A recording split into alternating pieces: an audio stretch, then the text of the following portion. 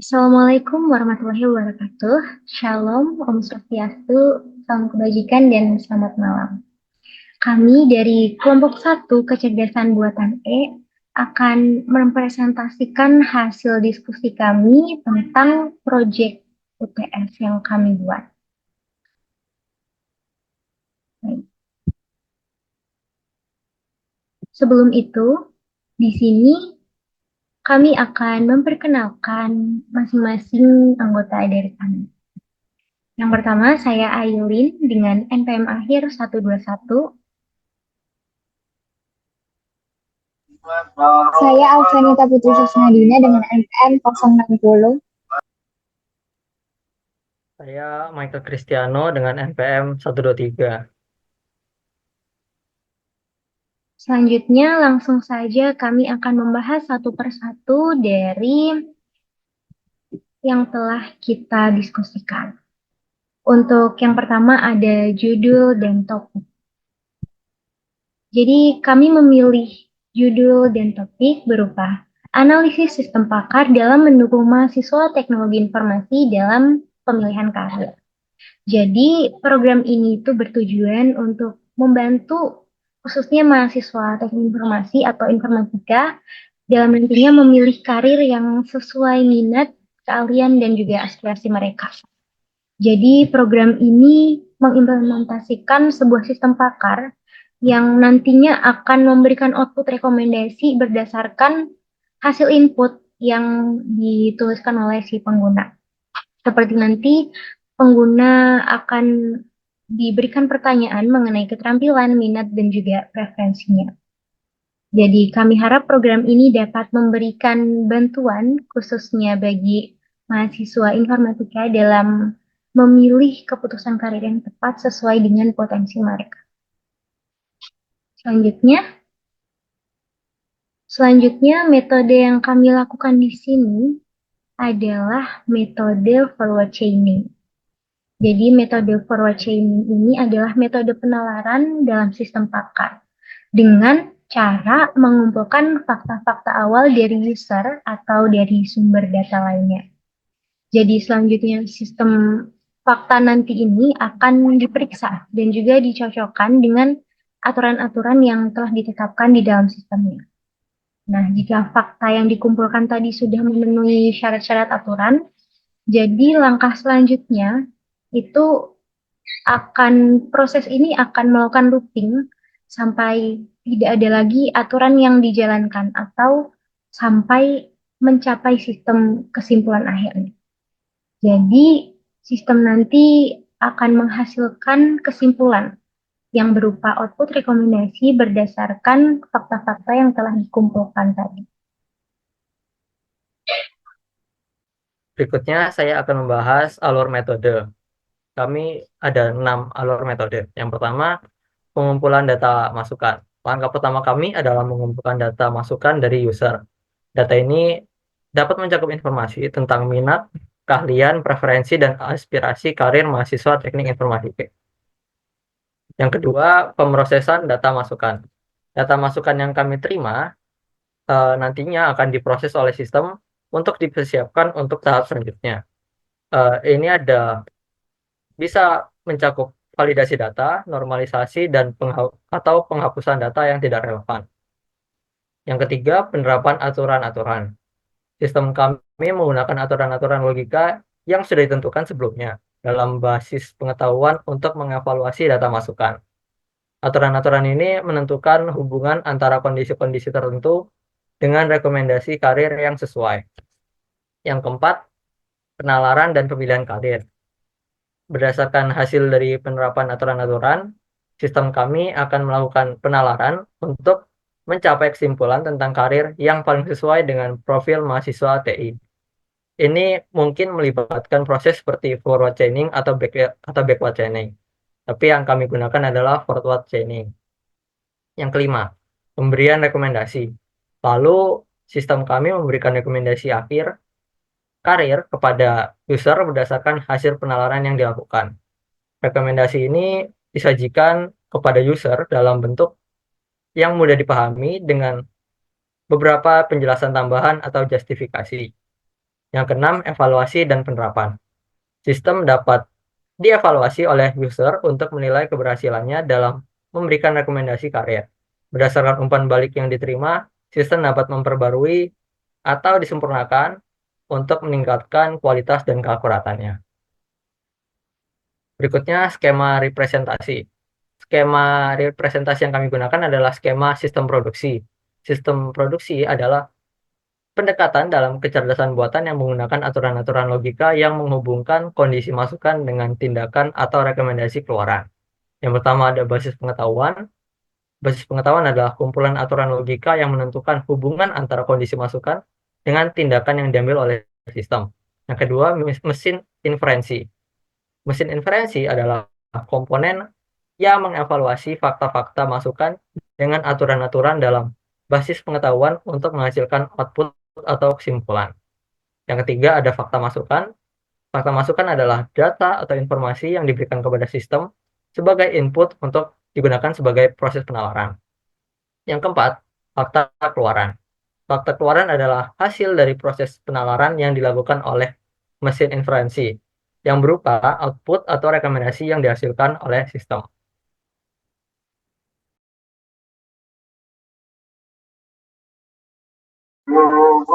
Selanjutnya ada metode logika.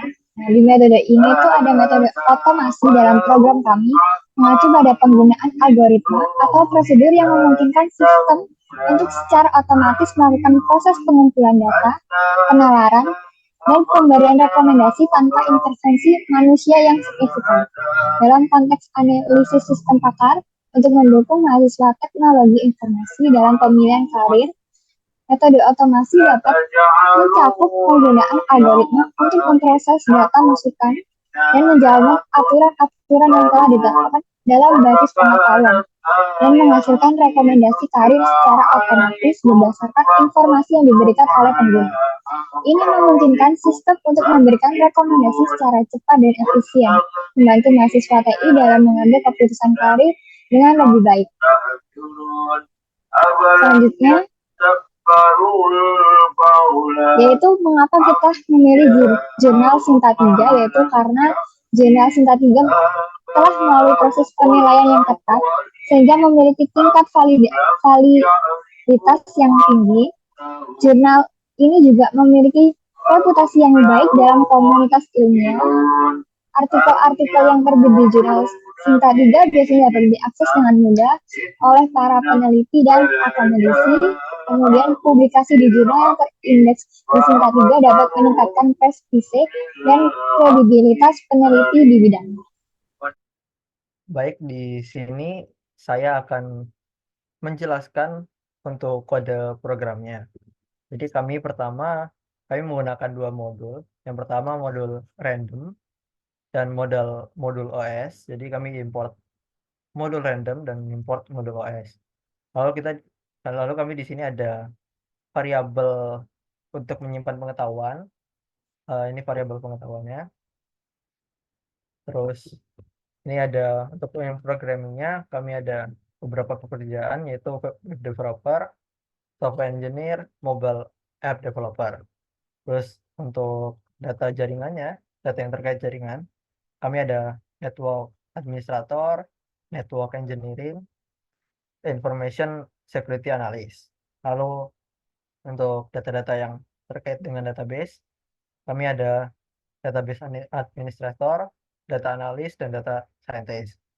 Lalu untuk grafisnya, itu ada UI UX designer, graphic designer, dan game developer. Lalu ini juga ada variabel aturan untuk menyimpan aturan juga ini. Jadi kami ada pertanyaannya ini ada pada skala 1 hingga 5, berapa suka Anda dengan programming. Jadi ini kategori kami itu termasuk dengan ini programming ini. Terus yang pertanyaan kedua berhubungan dengan programming juga, HTML, CSS, JavaScript, programming. Kami menggunakan 3 nilai. Terus pertanyaan ketiga, framework juga hubungannya dengan programming. Jadi 3 nilai juga, skalanya 3. Terus habis itu pertanyaan keempat, kami berkategorinya networking atau jaringan komputer. Kami membuat 5 skala. Terus yang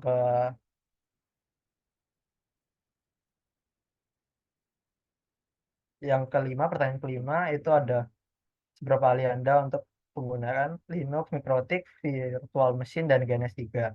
Ini berhubungan dengan networking. Kami menggunakan 3 skala juga. Pertanyaan keenam itu ada mengatur dan mengonfigurasi router, DNS, dan proxy. Itu juga hubungannya dengan networking. Baik, setelah itu ada pertanyaan yang berhubungan dengan database.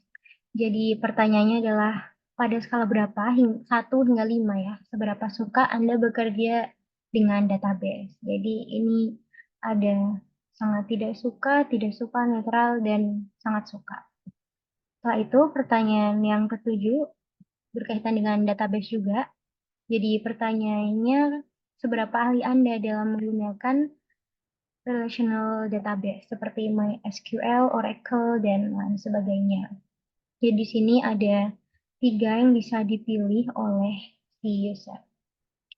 Setelah itu, kedelapan ada pertanyaan mengenai database juga. Jadi seberapa ahli Anda dalam menggunakan program Python? Jadi di sini ada tidak bisa, bisa, dan sangat bisa. Setelah itu ada juga pertanyaan tentang grafik. Seberapa Anda tertarik ya dengan grafik dan desain. Jadi di sini ada sangat tidak tertarik, netral, dan sangat tertarik. Setelah itu ada pertanyaan juga tentang grafik sama. Jadi ini menyebutkan pada skala 1 hingga 3 seberapa ahli Anda dalam menggunakan wireframing seperti Figma, Adobe, dan Sketch. Ada tidak bisa, tingkat pemula, dan tingkat lanjutan. Yang terakhir ada pertanyaan tentang graphics lagi. Jadi apakah Anda dapat membuat desain dari suatu produk? Jadi opsinya ada tidak bisa, bisa, dan sangat bisa.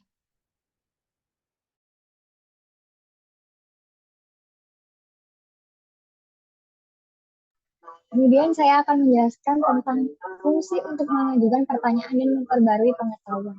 Nah, di pertanyaan itu ada deklarasi fungsi bertanya dengan 2 parameter. Pertanyaan string atau opsi is of destination. Fungsi ini bertanggung jawab untuk mengajukan pertanyaan kepada pengguna dan meminta mereka untuk memilih opsi jawaban. Kemudian dari print pertanyaan itu mencetak pertanyaan yang diterima sebagai argumen. Kemudian dari for option in opsi itu melakukan iterasi pada setiap elemen dalam daftar opsi jawaban. Kemudian ada print str option nilai, itu mencetak nilai opsi dalam bentuk string dan teks opsi menjawab yang sesuai. Kemudian ada jawab input, masukkan angka pilihan Anda, yaitu meminta pengguna untuk memasukkan angka yang mewakili pilihan mereka. Kemudian ada while not jawab is digit atau or integer jawab. Itu kita akan melooping sampai pengguna memasukkan input yang valid. Input valid harus berupa angka lebih besar dari 0 dan tidak melebihi jumlah opsi yang tersedia. Kemudian ada return integer jawab, mengembalikan pilihan yang dipilih oleh pengguna dalam bentuk integer. Kemudian ada def update pengetahuan, yaitu jawab kategori, deklarasi fungsi, update pengetahuan dengan 2 parameter, jawab integer dan kategori sebagai string. Fungsi ini bertugas untuk mengupdate pengetahuan pengguna berdasarkan jawaban yang diberikan dan kategori pertanyaannya. Kemudian ada pertanyaan kategori atau skor, itu menambahkan nilai jawaban ke skor yang pengetahuan pengguna untuk kategori yang sesuai. Kemudian dari def print rekomendasi, deklarasi fungsi, print rekomendasi, fungsi ini bertanggung jawab untuk mencetak rekomendasi karir berdasarkan penilaian pengguna. Kemudian ada per kategori in pengetahuan, melakukan iterasi pada setiap kategori dalam pengetahuan. Kemudian ada if pengetahuan kategori skor, yaitu aturan, threshold, dan aturan 02 threshold memeriksa apakah skor pengetahuan pengguna untuk kategori saat ini mencapai atau melebihi threshold yang ditentukan. Nah, threshold diambil dari aturan yang didefinisikan sebelumnya. Kemudian ada print, random choice, pengetahuan kategori atau pekerjaan, mencetak satu karir yang cocok secara acak dari daftar pekerjaan yang terkait dengan kategori yang memenuhi tersebut. Kemudian ada DevMind. DevMind itu deklarasi fungsi main. Fungsi ini merupakan titik masuk utama program yang mengatur alur kerja sistem Pakar. Kemudian ada print selamat datang di sistem Pakar, pemilihan karir mahasiswa, mencetak pesan selamat datang kepada pengguna. Kemudian per pertanyaan aturan, melakukan iterasi pada setiap pertanyaan yang dalam aturan yang telah ditentukan sebelumnya. Kemudian ada jawab bertanya atau pertanyaan, mengambil fungsi bertanya dengan pertanyaan dan opsi jawaban yang sesuai dan menyimpan hasilnya dalam variabel jawab. Kemudian ada update pengetahuan jawab, memanggil fungsi update pengetahuan untuk mengupdate pengetahuan pengguna berdasarkan jawaban yang diberikan.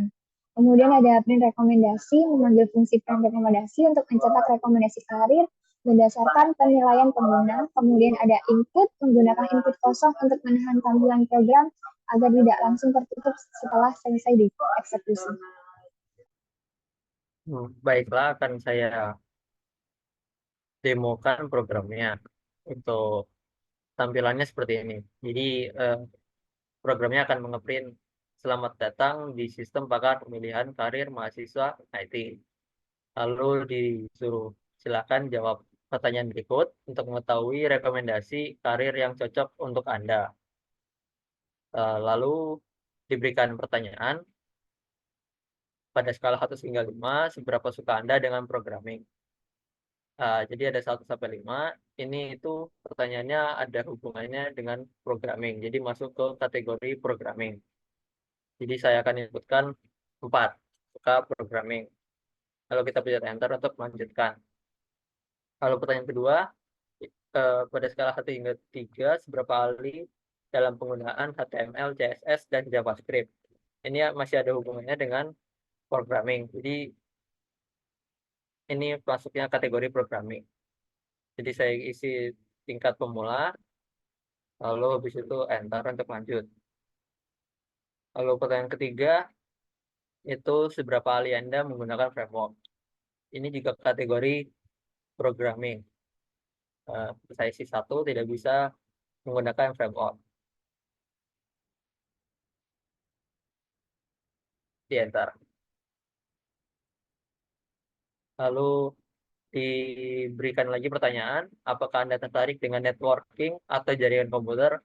Ini berubah kategori, kategori ini kategorinya network.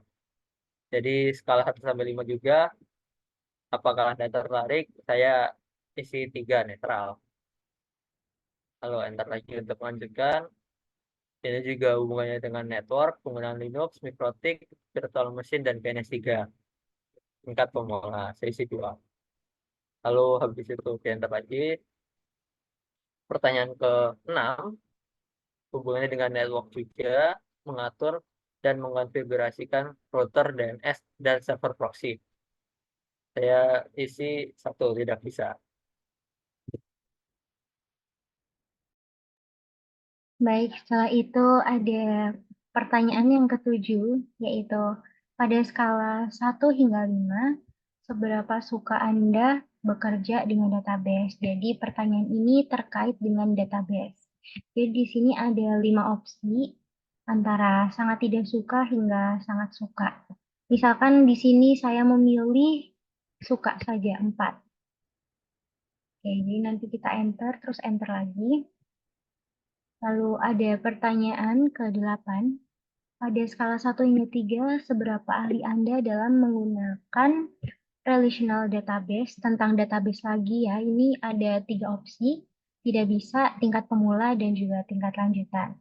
Misalkan di sini saya memilih nomor 2, tingkat pemula.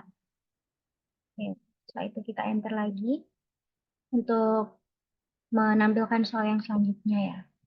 Jadi ini soal ke-9. Pada skala 1 hingga 3, seberapa ahli Anda dalam menggunakan bahasa program Python? Ini tadi tentang database lagi ya. Jadi ada 3 opsi, tidak bisa, bisa, dan sangat bisa.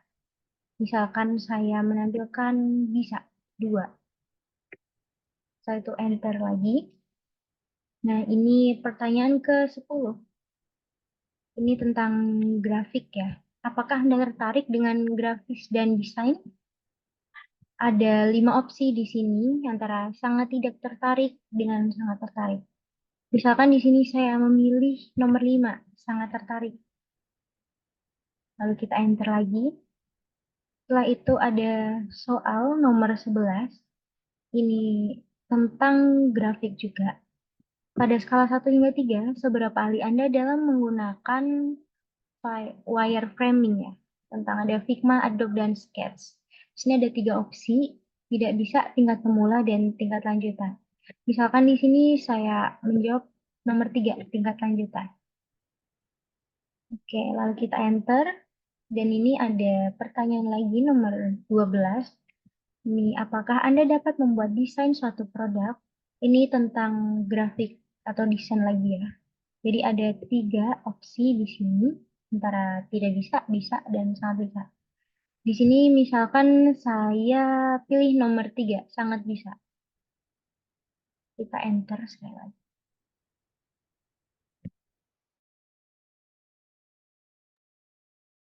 Selanjutnya adalah output dari berdasarkan penilaian Anda, yaitu hasil dari pertanyaan-pertanyaan tersebut pengguna bisa memilih atau menjawab. Nah, kemudian kesimpulannya adalah berikut adalah rekomendasi karya yang cocok untuk Anda dalam mobile app developer, data analis, dan juga graphic designer.